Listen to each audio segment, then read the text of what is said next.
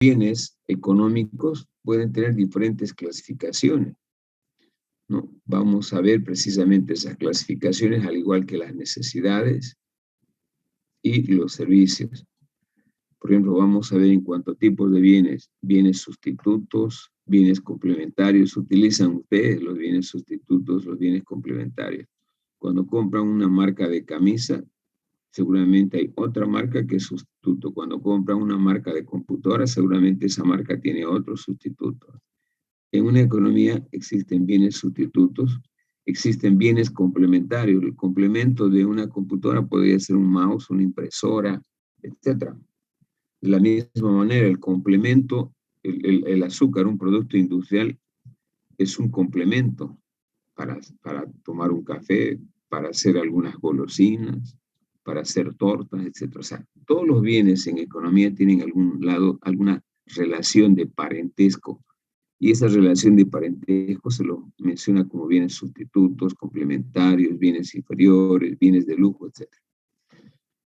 Luego vamos a estudiar los elementos de la economía. En toda actividad económica hay dos aspectos importantes, uno que se llaman los hechos y los actos económicos, ¿no? Los hechos definidos como procesos en los cuales se identifica la carencia o la necesidad de producir bienes, y el acto económico es el proceso específico de producir un bien para poder satisfacer necesidades. Vamos a hablar de factor de producción. Para fabricar software o para fabricar un producto industrial se necesitan insumos o materias primas. Para desarrollar un software necesito, como decíamos hace rato, una computadora, necesito algunos insumos, necesito energía eléctrica, necesito una persona que sepa, necesito un escritorio donde colocar mi computadora, necesito conocimientos. Esos son insumos o factor de producción. Lo mismo, para fabricar un producto cualquiera necesito materias primas, necesito insumos, energía eléctrica, etc. Finalmente vamos a determinar los tres problemas económicos fundamentales. ¿Qué se debe producir? ¿Cómo se debe producir y para quién producir? El primero de ellos, el que se refiere, en una economía se pueden producir cientos y miles de bienes, pero lamentablemente no todas las economías tienen esa capacidad de producir todo lo que quisieran. Entonces yo tengo que priorizar. En Bolivia, por ejemplo, ¿es más importante producir alimentos o computadoras, o producir tanques, o producir armamento? Hay prioridades, ¿no? Yo no puedo producir armamento si no produzco alimentos primero para que mi gente esté alimentada. Lo mismo, no puedo producir computadoras si primero no abastezco las necesidades básicas de alimentación. Entonces hay necesidad de definir qué es lo primero que se deben producir en una economía. Segundo, el cómo producir, que se refiere a vamos a producir de manera artesanal, utilizando tecnología media, tecnología robotizada. O sea, la forma en cómo vamos a producir los bienes, con eso respondemos al cómo, a la combinación de los insumos o factores de producción. ¿Quién va a producir un bien? ¿Va a ser el Estado o van a ser las empresas privadas? Finalmente, ¿para quién producir? Obviamente, podría ser para las personas, en este caso del país, para el mercados extranjeros, para mercados mundiales. El para quién producir está referido básicamente a quiénes vamos a beneficiar con la producción de hardware, de software, de alimentos, de vestimenta, etc. En la unidad 3, no sé si hay alguna pregunta hasta aquí. ¿Algún comentario, alguna pregunta?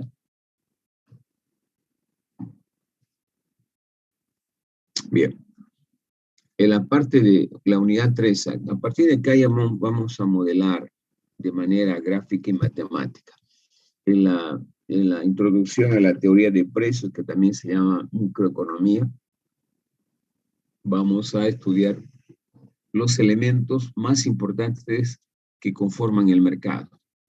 Precisamente vamos a definir qué es un mercado, vamos a definir qué son precios, porque son la interacción que hacen las empresas que son ofertantes con las personas que compran, se realizan a través de los mercados y a través de los precios. Ejemplo, Para poder vender un producto, yo tengo que crear un mercado. Y en ese mercado, la interacción, la compra de computadora, la compra de software, la compra de alimentos, la compra de cualquier bien económico se realiza a través de un sistema de precios. Por lo tanto, las empresas que producen bienes y las personas que compran bienes interactúan en un mercado y a través de un sistema de precios. En ese mercado participan estos dos agentes económicos, por ejemplo, la demanda, los demandantes y los ofertantes, que son los dos agentes económicos que participan en un mercado.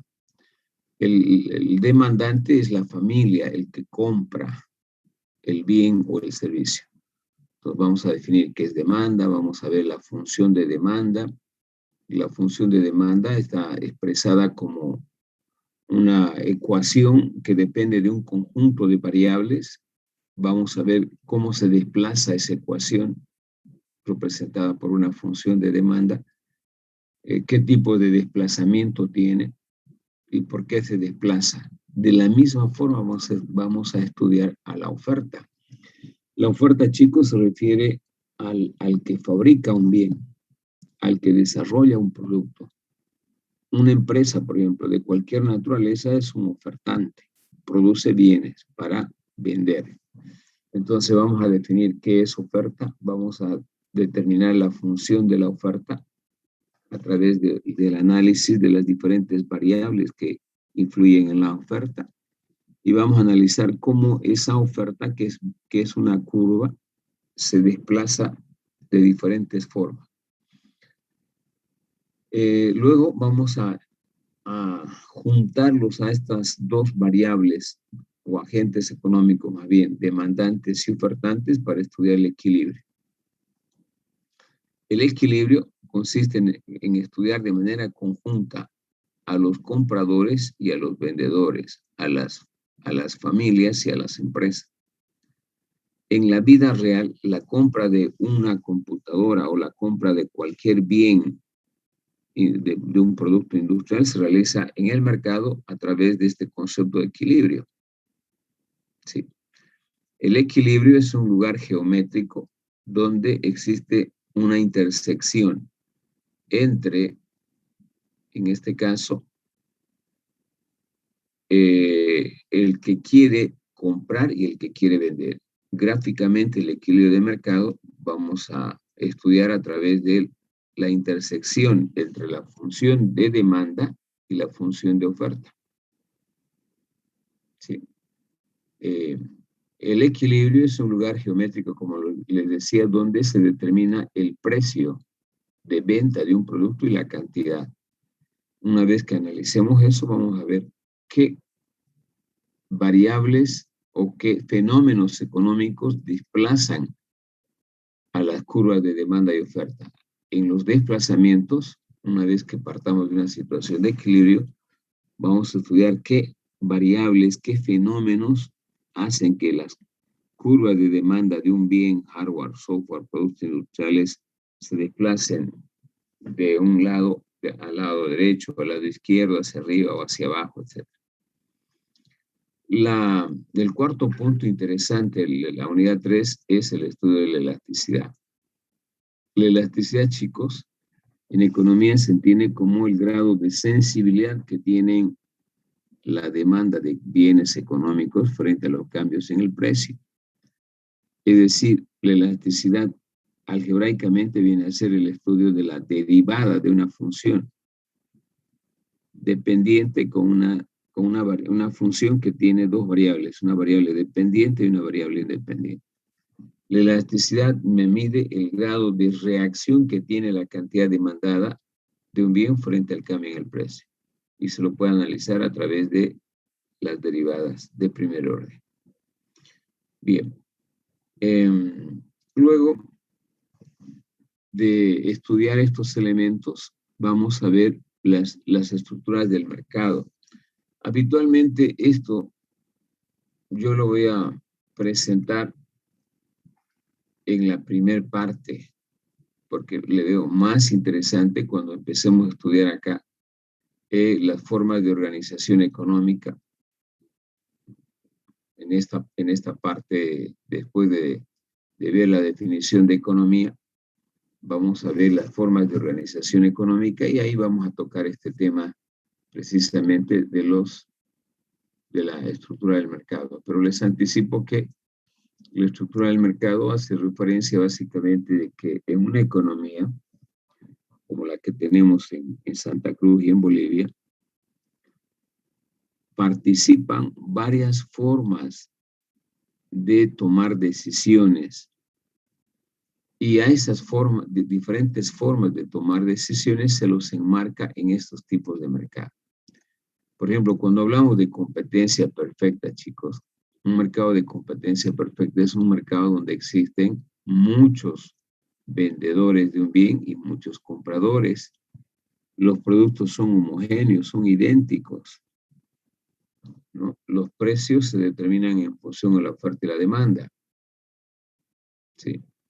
El mercado de competencia tiene amplia información. A usted le llegan, cuando va a liquidar Fairplay sus zapatillas, le llega por radio, por televisión, o lo llega por WhatsApp, o lo lee en el Face, que está liquidando alguna empresa sus productos. En cambio, cuando hablamos de competencia imperfecta, el mercado de competencia imperfecta es lo contrario de competencia perfecta. Es un mercado donde no participan de manera libre. En este mercado participan de manera libre el que quiere comprar y el que quiere vender. En estos no. La competencia imperfecta es un mercado donde existen ciertas restricciones. Por ejemplo, cuando hablamos de un mercado de competencia imperfecta, hablamos de un monopolio. Un mercado monopolista es un mercado donde existe una sola empresa que produce bienes. Es el caso de CRE, Cotas, Aguapac. Hay una sola empresa que ofrece un servicio o un bien. Por eso se llama mono uno. Luego hay mercados también oligopolistas. En nuestro país tenemos mercados oligopolistas, que son aquellos mercados en el que existen más de una empresa hasta 5 empresas. Es el caso de los ingenios, es el caso de las empresas de transporte aéreo que son oligopolistas, donde de alguna manera el precio le imponen. En cambio, en este mercado de competencia perfecta, el precio se define en función a lo que usted quiere pagar y lo que quiere ganar el vendedor. Aquí usted no tiene réplica, usted tiene que comprar lo que le ofrece. Por lo tanto, por eso se llaman mercados regulados también. Y este primero, el mercado de competencia, es un mercado no regulado. Con estos elementos teóricos que hemos obtenido en la unidad 1, 2, aplicamos en la unidad 3 y también aplicamos en la unidad 4. ¿Qué vamos a estudiar en la unidad 4? La teoría del comportamiento del consumidor. Aquí vamos a determinar a través del análisis de la teoría del comportamiento del consumidor elementos interesantes de cómo se determinan cómo en la vida real se determinan las funciones de demanda y de oferta, pero analizando el comportamiento básicamente en la primera etapa del consumidor, del demandante. El comportamiento del consumidor, del demandante, vamos a estudiar en dos ámbitos o en dos modelos, el modelo clásico o cardinal y el modelo moderno o el modelo de las curvas de indiferencia, que también se llama. Aquí vamos a ver un poco la teoría de la utilidad marginal y la utilidad total. La utilidad marginal viene a ser la utilidad que yo obtengo por obtener un bien adicional de lo normalmente que demando. Entonces, es un análisis donde nos permite deducir a partir de estos elementos que estamos planteando acá la ecuación y las curvas de demanda del consumidor. En la vida real, ese fenómeno también se puede estudiar a través de los cambios en el ingreso del consumidor. Cuando un consumidor logra un equilibrio en estos dos enfoques, podemos analizar qué pasa cuando cambia el ingreso del monetario del consumidor, qué efectos se provoca en la vida real en términos de su ingreso. ¿Compra más? ¿Compra menos? De la misma manera, ¿no? Los cambios en el precio, y no solamente el ingreso, en los precios de los bienes pueden analizarse a través de una serie de fenómenos que provocan como efecto, determinando la curva precio-consumo, el efecto sustitución, el efecto ingreso, etc. Una vez que hemos estudiado al demandante, en la unidad 5 estudiamos al ofertante o a la empresa, o si ustedes quieren, al proceso de producción. ¿Qué vamos a aprender aquí en la teoría de la producción? Cómo se debe determinar la producción óptima en una empresa, tanto en el corto como en el largo plazo. Es decir, vamos a estudiar la función de producción a corto plazo, donde las empresas no pueden modificar ciertas variables si quisieran producir más. Y vamos a estudiar en la segunda parte la producción a largo plazo, donde las empresas pueden ampliar su infraestructura, maquinaria, equipos para poder producir más. Entonces, el corto plazo es un periodo donde no se pueden hacer cambios, aunque el mercado le diga a la empresa produzca más hardware, más software, o le diga más azúcar, más ropa. Las empresas tienen un límite. En el largo plazo no pueden producir la cantidad que ellos quisieran. Entonces van a experimentar rendimientos de escala que se llaman en la vida real, que producto del tamaño del incremento de la producción pueden abaratar costos inclusive, ¿no? En el largo plazo, los costos son menores que en el corto plazo. Finalmente, la materia termina estudiando la teoría de los costos. La teoría de los costos tiene que ver básicamente con, primero, conocer qué es un costo, qué tipos de costos existen. Vamos a ver los costos fundidos, los costos de oportunidad, los costos explícitos, los costos implícitos. Vamos a conocer cada uno de ellos, las características que tienen, cómo se determinan esos costos. Sí. Luego vamos a hablar de las funciones de costo a corto plazo y a largo plazo, cómo una empresa minimiza costos en el corto plazo y cómo minimiza en el largo plazo.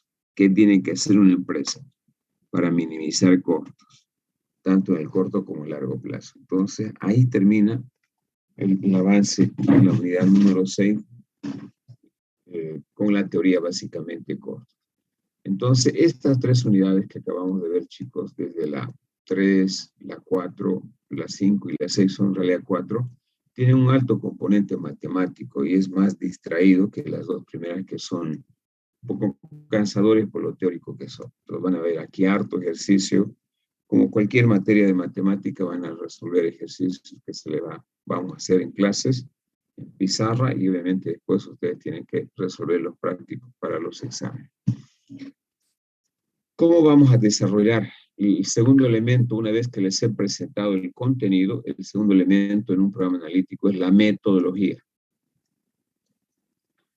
La metodología se refiere a cómo se desarrolla la materia de economía. Bueno, inicialmente, como vamos a hacer de manera virtual, salvo que exista alguna modificación, ¿no? Si se hace de manera presencial, obviamente lo haremos, pero inicialmente está programado de manera presencial. Sin embargo, los exámenes, a partir de este semestre, los exámenes van a ser presenciales. Vamos a programar los exámenes en diferentes fechas para que no existan muchas. Vamos a hacer grupos de 40 personas en aula de 100 personas para dar los exámenes. Entonces, ¿cómo vamos a desarrollar? El docente va a exponer utilizando la herramienta de PowerPoint, la parte introductoria, la parte teórico-conceptual, y la parte práctica la vamos a desarrollar en pizarra. Ustedes en el desarrollo de la parte práctica o teórica pueden hacer preguntas si no se han entendido, para volver a repetir las veces que ustedes crean. Para mí lo importante es que asimilen, no memorísticamente, pero utilizando básicamente la lógica deductiva, puedan deducir algunos elementos que son importantes tenerlos, ¿no? Acuérdense que el aprendizaje por competencia, el aprendizaje moderno, implica 3 aprendizajes que deben tener. Uno es el el que se quiere aprender, la parte teórico-conceptual, ¿no? Luego, la aplicación práctica de ese conocimiento, dónde van a aplicar, ¿no? Y finalmente, el tercer elemento de un aprendizaje por competencia, el saber compartir los conocimientos que algunos estudiantes puedan tener, los trabajos en equipo, los trabajos en grupo, ¿sí? Entonces, es importante que ustedes no solamente asimilen memorísticamente, sino también digieran el concepto teórico.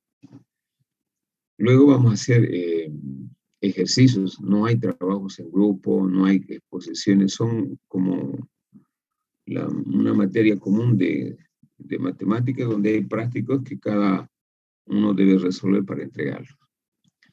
Vamos con el tercer elemento del programa analítico, evaluación. Vamos a dar 2 parciales y un examen final y los prácticos. El examen parcial 1 será de las unidades, como dice acá, 1, 2 y 3. Las 3 unidades representan el 20% de valoración para el primer parcial. Es decir, de la nota total del 100%, 20% el primer parcial, también 20% el segundo parcial. El segundo parcial damos de la unidad 4 y 5. Y el examen final, de la mitad es de la unidad de teoría de costos y la otra mitad es de todas las unidades que ya han sido evaluadas anteriormente. Bueno, luego hay prácticos, no hay exposiciones, ¿sí? No hay exposiciones, pero sí hay prácticos. En todas las unidades vamos a hacer prácticos. En la unidad 1 y 2 son los prácticos son teóricos, pero a partir de la unidad 3, 4, 5 y 6 son los prácticos, son ejercicios. Bueno, la sumatoria de estas evaluaciones no llegan al 100%. Bien, estas son las formas de evaluación o los instrumentos que se utilizan de manera presencial. No es fácil hacer una evaluación diagnóstica. Yo tendría que tomarles una prueba para ver el nivel de aprendizaje que tienen acerca de algunas herramientas matemáticas que van a utilizar. No vamos a aplicar los instrumentos de evaluación, pero lo que vamos a hacer sí son evaluaciones continuas. La evaluación continua es cuando el estudiante pregunta, quiere saber más, ¿no? Entonces, se supone que el estudiante que pregunta se le hace una evaluación continua por las veces que ha preguntado. Frente a un estudiante piedra que nunca pregunta nada, obviamente hay que darle aquí la motivación correspondiente. Al estudiante que pregunta permanentemente, 20% no puede verse de alguna manera incrementado versus un estudiante que no pregunta.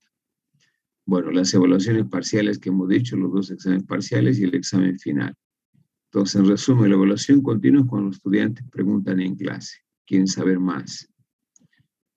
Bueno, acá tiene el plan bibliográfico de todos estos 11 libros.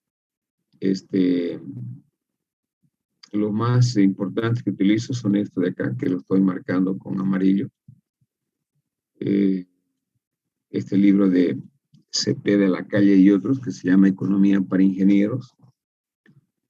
Después, el libro de Pindy y Rubenfeld, también lo utilizo muy a menudo. Estos 2 para la parte práctica, incluyendo Parking.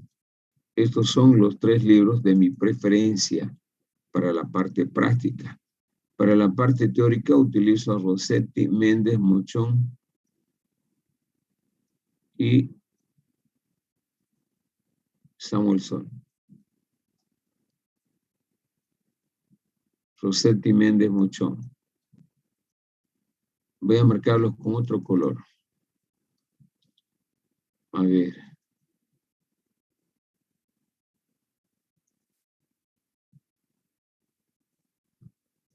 Le reitero, los primeros libros, estos 3 libros conjuntamente Samuelson, lo voy a marcar con otro color, con verde, son libros que utilizo normalmente para el análisis teórico.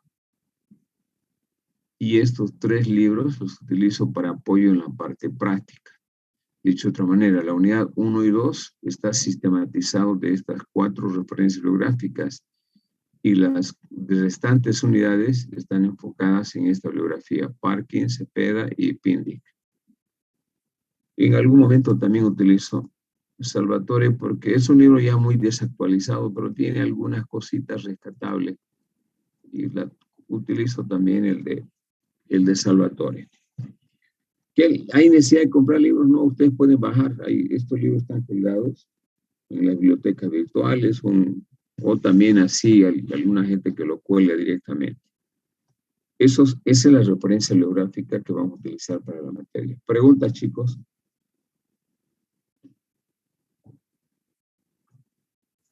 Ingeniero, entonces todos los exámenes van a ser presenciales, ¿no? Sí, ya coordinamos con, no sé, al tiempo de hacer la programación nos preguntaban, ¿no? Si los exámenes van a ser virtuales o presenciales. Entonces lo vamos a hacer presenciales, toda vez de que ya ha bajado Hay algunas universidades que están volviendo a la normalidad, ¿no? Con clases presenciales, pero acá todavía no ha definido nada el ICO con el nuevo rector, pero de los exámenes sí hemos quedado en hacer los exámenes presenciales. Es decir, los exámenes vamos a hacer en aula, ¿no? Eso quiero decir. Sí, José María. Disculpe, ingeniero, ¿y los prácticos, la fecha de entrega, cómo sería?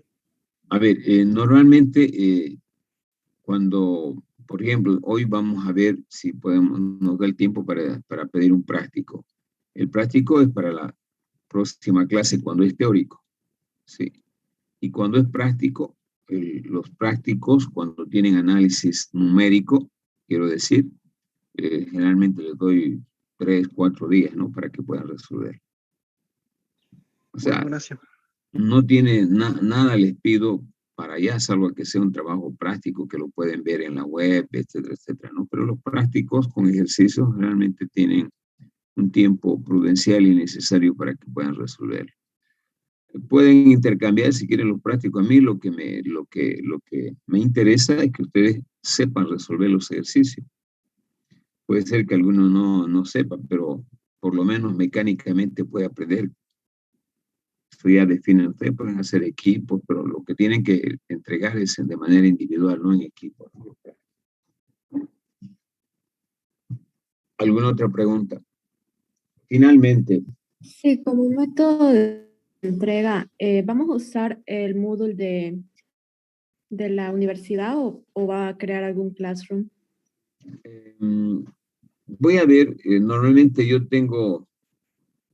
trabajo con correos, ¿no? Les pido que envíen las imágenes. Vamos a ver,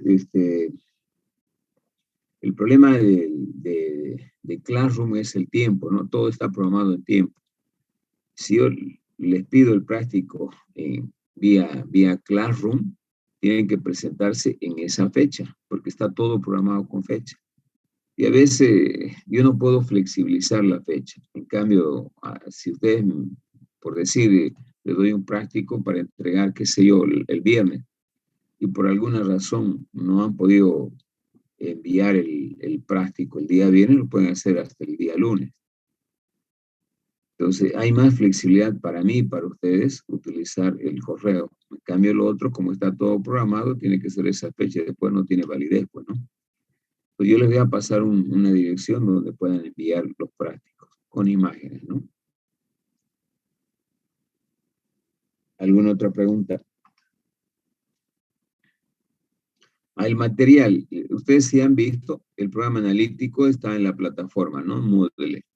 Todo el material, ya tienen ustedes la unidad 1, que está también colgada. Todo el material lo voy a terminar de colgar esta semana, de las 6 unidades, para que ustedes ya tengan y puedan leer antes de venir a clase, porque eso es lo que a mí me facilita el aprendizaje, el avance, ¿no? Que ustedes lo revisen, lo analicen, lo lean. Obviamente lo que no está ahí en los apuntes son los ejercicios, ¿no? los ejercicios los hacemos en la pizarra, lo vamos a desarrollar. Y finalmente, antes de ver la primera unidad, yo hago 2 capturas normalmente en las clases, ¿no?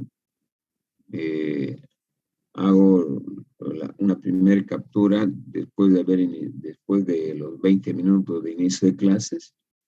Ustedes pueden ingresar hasta 15 minutos más después de lo que yo, si empiezo mi clase a 11:30, puedo entrar hasta las 12 menos cuarto. Pero después lo voy a bloquear y ahí hago la captura. Para mí la captura es como asistencia. Y hago una segunda captura antes de terminar la clase. ¿Para qué hago eso, chicos? Porque ya, pues, todo viendo que les digo, motivación en los estudiantes e inclusive a veces en el docente, y eso hace de que muchos estudiantes ya no ingresen, abren su perfil, está su perfil, pero la persona no está.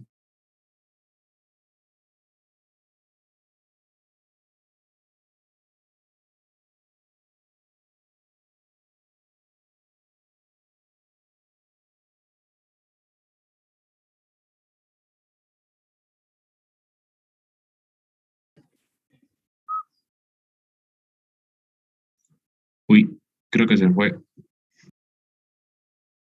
Creo que es internet parece. No, nada.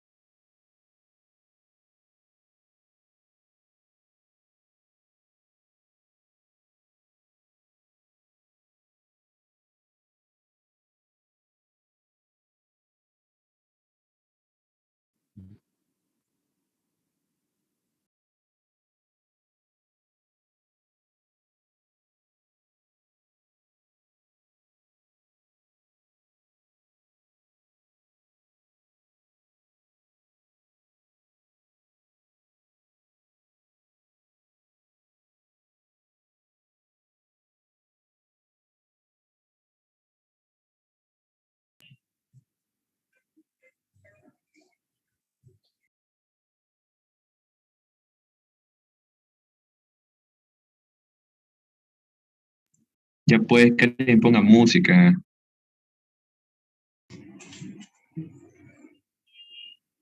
Esperemos a que vuelva el ingeniero primero. ¿A qué hora más o menos acaba la clase? A la A una. la una.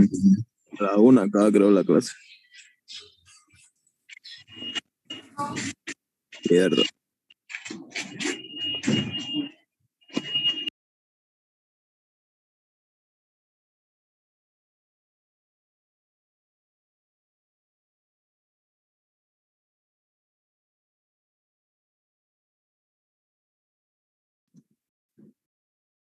Y jóvenes, se cortó. ¿Me escuchan? ¿Me están escuchando? Sí, ingeniero. Ingeniero. Sí, No se ingeniero. escucha.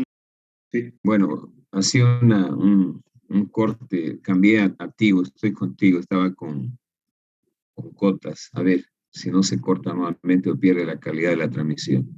Les decía de que es importante, les hago activar las cámaras a los 20 minutos y antes de terminar la materia para hacer la captura de pantalla. La asistencia es importante por lo siguiente, chicos. A ver, déjenme un ratito.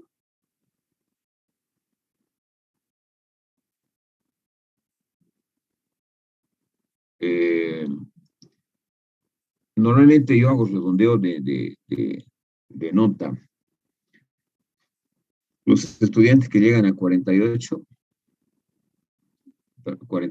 49 y 50, les redondeo a 51 con dos condiciones. La primera es que hayan tenido por lo menos, como dice la norma, 80% de asistencia a clases.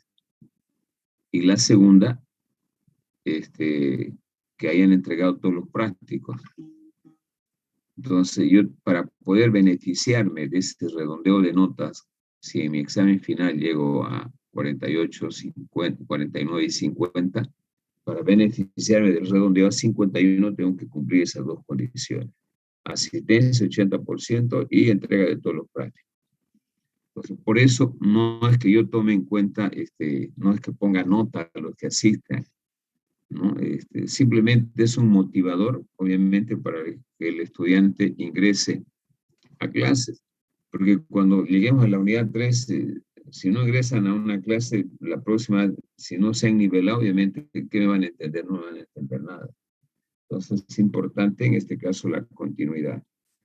Solamente para ese propósito de redondeo de notas, utilizo las capturas de pantalla, no es otra cosa. Y para la captura de pantalla ustedes tienen que activar cámara.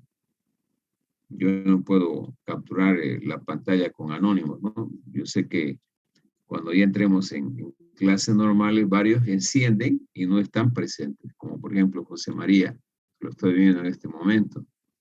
No les digo así, enciendan cámara, hago la captura y eso para mí es mi asistencia. ¿Está claro? ¿Se entendió, chicos? Sí, ingeniero. Sí, Perfecto. Entonces, para que se beneficie con el redondeo de notas, ustedes tienen que asistir por lo menos un 80% a las clases de manera así, con imagen, que yo les vea, por lo menos en imagen, sino en carne y hueso, ¿no? Pero para hacer la captura les digo que activen su cámara. Por el momento, si se sienten incómodos, pueden salirse ustedes, si quieren, de las cámaras. Bien. Y hecho el programa, presentación del programa analítico, veamos la primera parte de la materia, en la unidad 1. Voy a compartir nuevamente pantalla y pueden preguntar a partir de acá lo que ustedes no le entiendan. Seguramente ya están observando aquí a un personaje de la televisión muy famoso. Sí, ¿Lo conocen a este personaje? ¿Qué hace este señor? Homero está. Todo. Beber. No, pero en la ¿Salía a imagen, ¿qué beber? está haciendo? Sí, pero ¿qué Derrochando hace? dinero. Derrochando el dinero, botando, ¿no? Una primera aproximación de esta imagen es lo que vamos a estudiar, porque en el fondo es eso, ¿no? El estudio de la economía está asociado con el uso óptimo del dinero, de los recursos escasos. ¿El dinero para ustedes es escaso o es abundante? ¿Cómo lo ven? Escaso. Escaso, ¿no? Por eso estudiamos. Depende Por de el qué, compañero. en qué parte de Para- la pirámide estemos. No, en realidad, si me está hablando de la pirámide de Maslow, tal vez, o qué pirámide, compañera. Yo hablaba de la pirámide de... Ay, me olvidé el nombre. De clases sociales, esa. ¿Y clase social? Ya, Sí, pero en esa, todas las de clases clases sociales, sociales. en cualquier clase social, a ver, yo le llamo más estratos sociales, ¿no? No me gusta hablar de clases sociales. y los estratos sociales bajo, medio, alto, etcétera, aún así el recurso es escaso. ¿Por qué? Porque voy a justificar por qué. Lo conocen a Bill Gates, seguramente los del sistema y otros chicos también, ¿no? ¿Saben quién es Bill Gates? Sí. Fundador de Microsoft. Sí. Dueño de Microsoft. ¿Por qué sigue trabajando Bill Gates? Es el millonario número 1. Entonces, cuando hablamos de dinero, se aproxima más o menos a ese análisis que yo estoy pensando que están haciendo implícitamente. El dinero, aún así, para una persona rica, no es suficiente. Peor en el caso de una persona yesca, ¿no? Como nosotros. El estudio de la economía tiene que ver básicamente con la utilización eficiente de estos dólares que está botando aquí este personaje de la televisión, que está derrochando. Y saben, ¿no? ¿Qué personaje, o sea, cuál es el carácter de esta persona? ¿Es una persona racional, irracional? ¿Cómo lo consideran ustedes? ¿O qué rol cumple? Irracional. Totalmente, Irracional, ¿no? impulsiva. Exacto, por dos Totalmente. irracional. Correcto. Coincido con ustedes. Es una persona, le dan ese rol en la televisión, ¿no? Un personaje acopaivado, como decimos aquí en Santa Cruz, medio opa, si ustedes quieren. Entonces, el dinero, chicos, es un recurso escaso, al igual que el tiempo. Y cuando hay bienes escasos, aparece como herramienta importantísima la economía. Si no hubiese escasez, no habría necesidad de estudiar economía. Por un lado. Por otro lado, ¿para qué ustedes estudiarían si sus padres tuvieran abundante cantidad de dinero? ¿Habría necesidad de estudiar? ¿Para qué yo trabajaría si tendría dinero abundante? Sí, para mantenerlo. ¿No? Entonces, si estudiamos, si trabajamos, es precisamente en el caso de ustedes para tener un medio generador de estos dólares en el futuro. ¿Por qué? Porque el dinero es escaso. Y ahí viene precisamente la importancia de la economía. Y yo lo estoy asociando inicialmente con dinero, ¿no? Sin embargo, no solamente el dinero es escaso, también es el tiempo. A ver, Avendaño o Avendaño Cruz Gary. Avendaño. Avendaño. Ya hemos visto que sí, el dinero es escaso para cualquier persona. Cuando hablamos de tiempo, el tiempo será escaso en un proceso de producción de un bien o será abundante. Para usted como estudiante, ¿el tiempo es abundante o escaso? Es escaso. Es escaso. Si usted... Sí, adelante. Porque, no sé, generalmente he conocido a varias personas que a los 40, 30 años ya ven hacia atrás su vida y sienten que no hicieron nada. Aparte de eso, la producción es igualmente escaso. Sí, comparto todo. Yo quisiera que, al igual que Avendaño, igual que la compañera, porque habitualmente tomo nota, siempre estoy pasando clases con mis tarjetitas de la participación. Le decía que la participación sumativa es la que ustedes, por ejemplo, hoy como Avendaño y la otra compañera lo están haciendo. Evidentemente, no solamente el dinero es escaso, chicos, el tiempo. ¿Y por qué es escaso el tiempo? Porque usted pues no puede prestarse tiempo como estudiante. Si pasa el tiempo y no aprovecha bien, le van a poner un seudónimo que se llama dinosaurio. Dino nomás. ¿No? Dino. Para que no me digan Dino, yo no me puedo prestar tiempo, no pueden prestarse el tiempo de su amigo, no pueden comprar tiempo, no se pueden alquilar tiempo. el tiempo pasa y pasó. En un proceso de producción, lo mismo. Para que si yo estoy fabricando un bien, imagínense computadoras, el tiempo de fabricación de una computadora tiene un límite. No puedo producir en el tiempo que yo quiera, porque si utilizo más tiempo, estoy utilizando más insumos, más energía, y mi precio de venta va a ser alto. Entonces, fíjense, solamente estoy utilizando dos elementos, dinero y tiempo, como insumos, como variables importantes que tienen que ver con el estudio de la economía.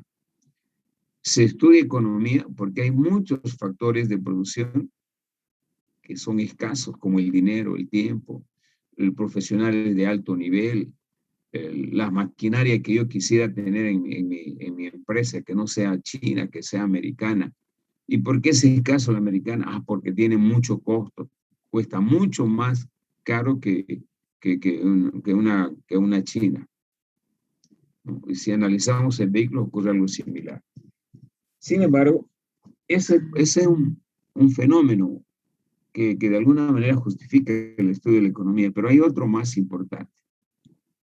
Voy a preguntar, a ver, Nayeli, ¿está en clase, Nayeli Cabrera? Sí. Nayeli, ¿las necesidades de todo ser humano tienen un límite o son ilimitados?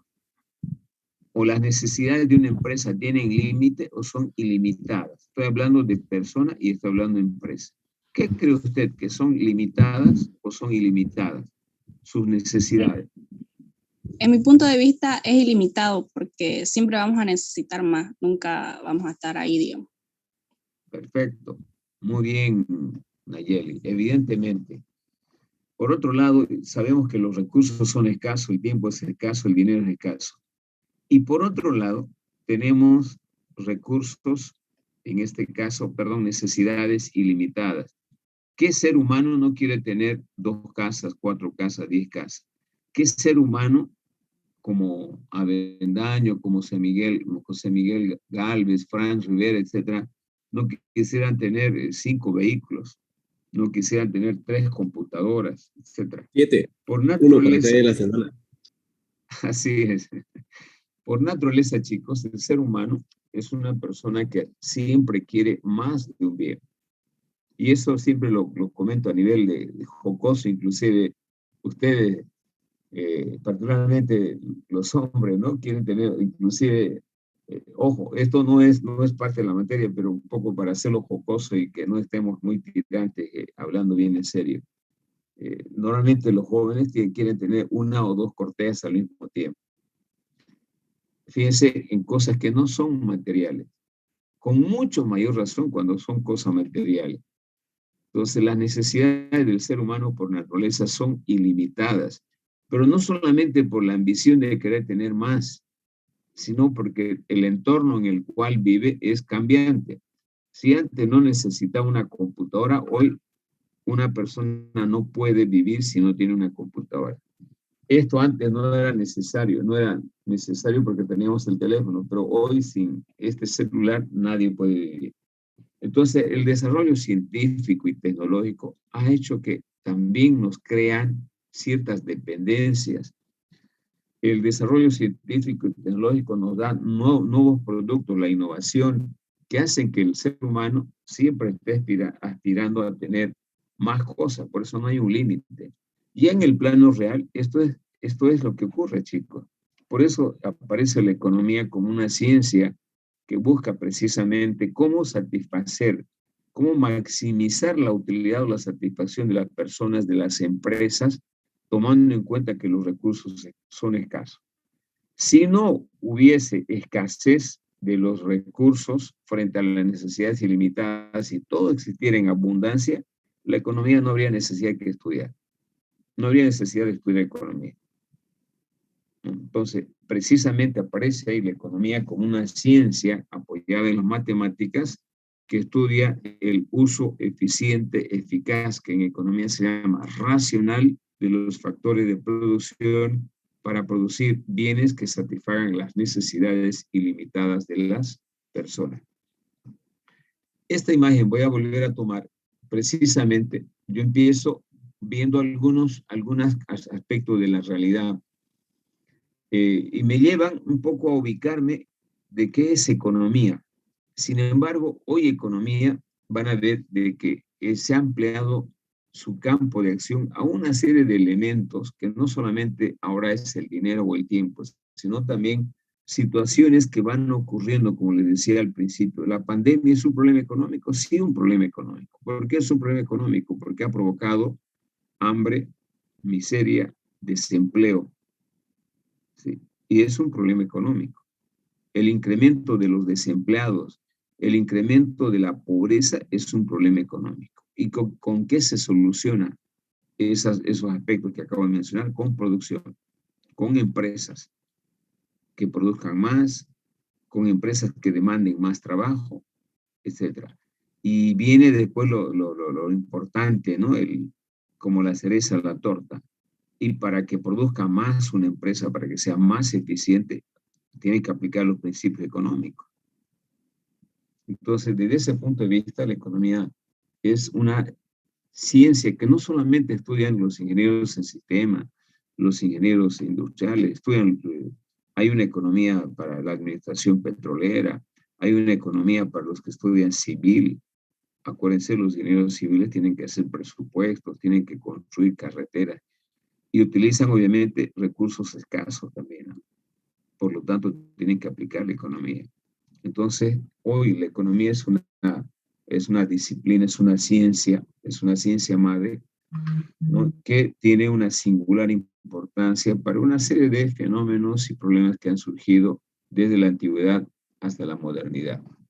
En consecuencia, esto sí, ahora podemos decir que no se puede aspirar a entender cómo funciona una sociedad, nuestra sociedad, la sociedad cruceña, la sociedad boliviana, la sociedad cubana, la sociedad norteamericana, si no tenemos un conocimiento básico sobre economía y de las decisiones básicamente que toman cada uno de estos países, ¿no? Que han llegado a configurar con adjetivos calificativos la economía norteamericana, economía poderosa, economía donde ¿quién no quiere llegar a Estados Unidos, donde se gana mucha plata? La economía cubana, ¿con qué asociamos la economía cubana? Pobreza, necesidades. La economía boliviana, de la misma manera, estamos viviendo más o menos, ¿no? Con grandes sobresaltos. Entonces, para poder entender la estructura misma de esas economías de las que les he hablado como ejemplo, la norteamericana, la cubana, la boliviana, hay necesidad de el estudio de la economía, porque cualquier emprendimiento, cualquier empresa que ustedes configuren al finalizar su carrera, se va a enmarcar en un tipo de economía. Y precisamente, entre otros de los objetivos del estudio de la economía en estas carreras, es precisamente eso, promover, ¿no? Las universidades en el siglo XXI ya no forman empleados, forman emprendedores, gente visionaria que tiene que hacer empresa. Entonces, estén en ese ámbito de crear su empresa o simplemente trabajen como empleados o como dependientes, van a estar ligados a la economía. ¿Para qué se forman ingenieros en sistema? Para automatizar los procesos empresariales.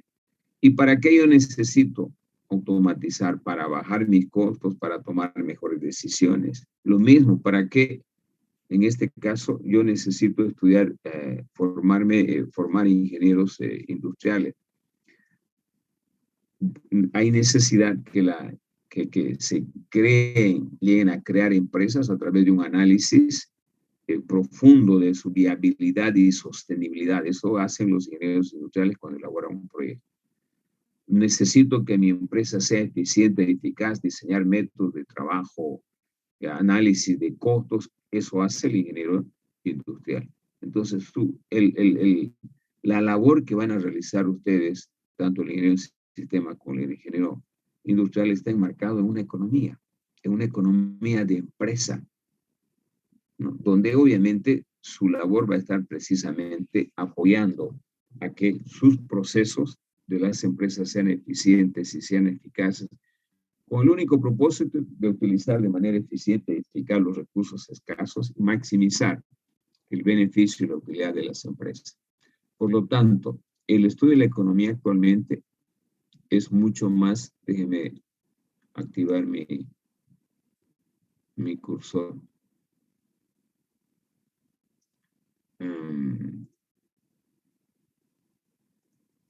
Les decía que el estudio de la economía actualmente es mucho más que la comprensión solamente de esos fenómenos que puntualmente los he descrito, algunos, ¿no? O como los siguientes: los problemas monetarios, las crisis financieras, los impuestos que cobra el gobierno a las empresas, los problemas de falta de capital o de recursos para el funcionamiento de las empresas, el problema del empleo o el desempleo, el problema de la inflación o la deflación, el empleo de la recesión, el empleo del crecimiento, etcétera, que son elementos permanentemente que se ven en el funcionamiento de la economía y particularmente de las empresas.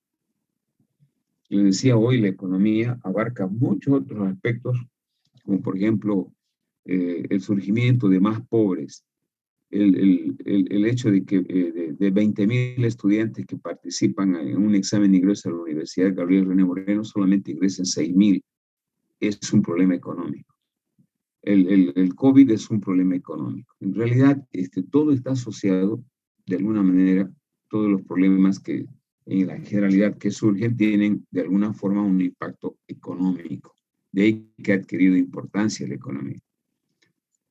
¿Y cuáles son esos algunos fenómenos que ustedes ya lo han visto? Voy a asociar con estas imágenes esos fenómenos. Esta imagen, ¿con qué asociarían ustedes? Estos son los famosos cambios climáticos que generan problemas económicos, donde impactan a menor productividad de las tierras, desforestación, fenómenos de huracanes, altas temperaturas, sequías que tienen que ver con el ámbito económico. Van a haber problemas de devaluación, que significa que el dinero que yo gano pierde valor cuando hay una devaluación, ¿no? Eso implica mayor pobreza, mayor capacidad de compra de las personas, o las famosas crisis, como la que hemos tenido en el año 2010 y el año 2008, la crisis financiera, que fue una crisis tremenda que, bueno, no nos llegó a nosotros, pero afectó a nuestros parientes que trabajaban en España, que trabajaban en Italia, que trabajaban en el mismo Estados Unidos. Perdieron sus empleos y varios migraron, volvieron a Bolivia o hicieron un bypass, se fueron a Chile. Los problemas de desempleo. Hoy hay una tasa elevada de desempleo producto de la pandemia. Los problemas de inflación, cuando los precios de los bienes se van incrementando permanentemente. Esos son los fenómenos económicos que habitualmente vemos y tienen que ver con la economía. Uno asocia, cuando habla de economía, con dinero, como el muñeco de los Simpson, o asocia con estos problemas, que dentro de ellos está obviamente presente la economía. Cuando hablamos de devaluación, cuando hablamos de inflación, está presente la economía. En consecuencia, el propósito fundamental de la economía es hacer que los países, las empresas y las personas utilicen los recursos de una manera racional para mejorar la calidad de vida de la sociedad. En todo caso, la dificultad y a la vez lo interesante de la economía reside en que su materia prima somos nosotros las personas, porque somos los que activamos la economía, chicos. Nosotros somos los actores fundamentales del funcionamiento de la economía. Nosotros, las personas, somos las que tomamos decisiones. Cuánto comprar, cuánto gastar, cuánto ahorrar, etcétera, que son parte del funcionamiento de la economía.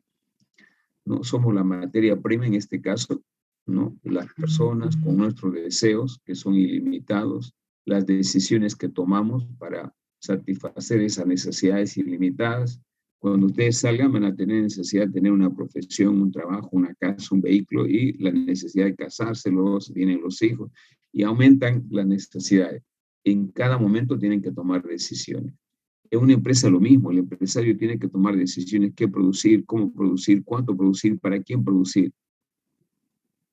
En consecuencia, el estudio de la economía que vamos a hacer nosotros, lo vamos a hacer a partir de las personas y a partir de las empresas. En el caso de las personas, chicos, vamos a tratar de que, o más bien vamos a estudiar cómo el demandante, el comprador de bienes debe gastar su dinero para maximizar su utilidad. Y en el caso de la empresa, cómo debe producir la empresa para maximizar su beneficio. Si me han entendido, en el caso del que compra, para maximizar la utilidad que obtenga al demandar una computadora. No es lo mismo demandar una computadora A que una computadora B. Yo con una A puedo maximizar mi utilidad y no con la B. Yo como empresario lo mismo. No es lo mismo producir en el corto plazo y en el largo plazo. Para producir en el corto plazo hay que tomar en cuenta algunos elementos, algunas variables, algunas situaciones, y para producir en largo plazo de la misma manera. Entonces la economía me dice cómo debe producir usted en el corto plazo, cómo debe producir usted eficientemente en el largo plazo. De la misma manera, a nivel de consumidor, la economía me dice cuánto debe comprar y cuánto debe pagar para maximizar su utilidad. Si los precios están altos, no compre, espere que baje el precio. ¿Cuánto debe comprar para poder maximizar su utilidad? Eso va a depender ya de la necesidad de la persona. Eso a manera de clase introductoria de lo que estudia básicamente la economía. ¿Pueden hacer preguntas, chicos? Si tienen. Tengo una pregunta. Sí, adelante, Franz. Dijo que los ingenieros de sistemas están para automatizar las tareas y ser más eficientes y eficaces a las empresas. Mi pregunta es así como la pandemia afectó a la economía, ¿cree usted que la automatización de las tareas en las empresas, donde ya no se llegue, digamos, donde ya no se puede automatizar más, afectaría de manera positiva o negativa a la economía de la familia? La automatización no tiene un límite en una empresa, ¿no? No hay un límite. No creo que algún momento ya la automatización lleguemos a tener un límite. Yo puedo automatizar no solamente los procesos de producción, puedo automatizar los procesos de control interno, ¿no? Los sistemas integrales de gestión que implican desde el uso de la administración, recursos humanos, producción, contabilidad, finanzas, venta, etc. Puedo automatizar la venta misma, diseñar, en este caso, mecanismos virtuales de interacción con el cliente. Puedo innovar a través de algunas aplicaciones interactuando con el cliente y que me diga qué es lo que quiere para poder hacer inclusive procesos de